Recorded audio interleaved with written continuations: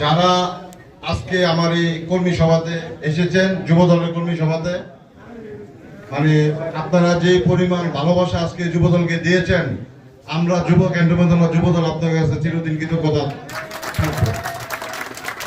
আজকে আমাদের লাস্ট কর্মী সভা, এর আগে আমরা 7টি কর্মী সভা করতে সফল হয়েছি।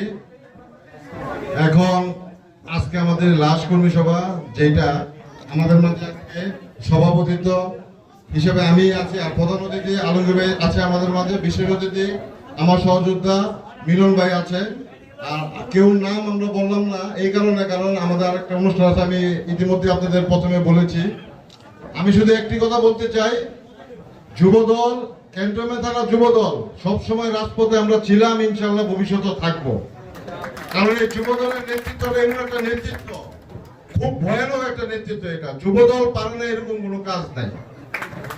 এই হরতাল, এই স্বৈরাচার হাসিনাকে সরাতে যুবদল সবচেয়ে বেশি প্রাণহানি আমাদের এই যুবদল হয়েছে, সবচেয়ে বেশি এই যুবদল নির্যাতিত হয়েছে।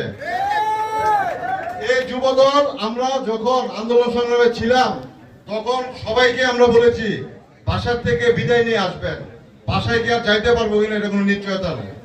কারণ ফ্যাসিস্ট হাসিনা এরকম ভাবে দেশটা শাসন করেছে, বাসার থেকে যাওয়ার পরে আর কোনো ছিল না যে বাসায় ফিরত আসতে পারবো কিনা।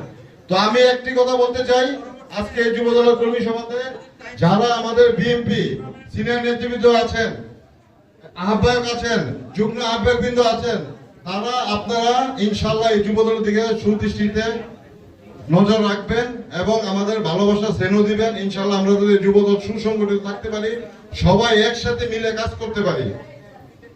আমার কাছে আলমগীরের কাছে এটাই চাওয়া, রশিদের কাছে মিয়াজুদ্দিন ভাই, আমাদের তালহা ভাই, জিন্নাত ভাই আছেন, যারা যারা সিনিয়র নেতৃবৃন্দ আছেন, আপনাদের কাছে এটাই আমার একটা চাওয়া, আপনারা সবাই সুদৃষ্টিতে দেখবেন।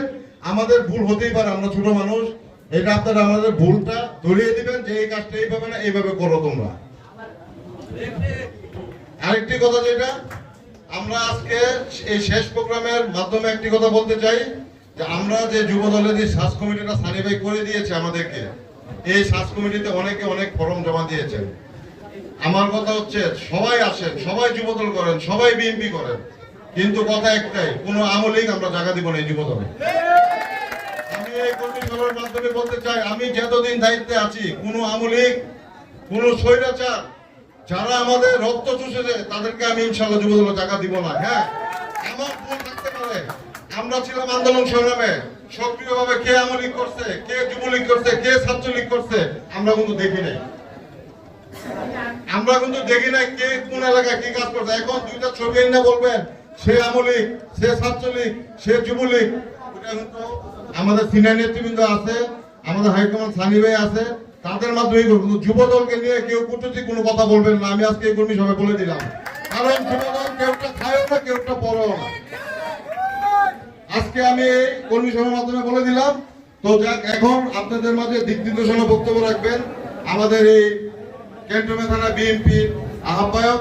আপনারা মনোযোগ সহকারে এটা শুনবেন এবং ভালোভাবে ইনশাআল্লাহ আমরা যুব দলের সবাই সাথে কাজ করব, এই আশা ব্যক্ত করে আমার বক্তব্য আমি এখানে শেষ করছি। আসসালামু আলাইকুম।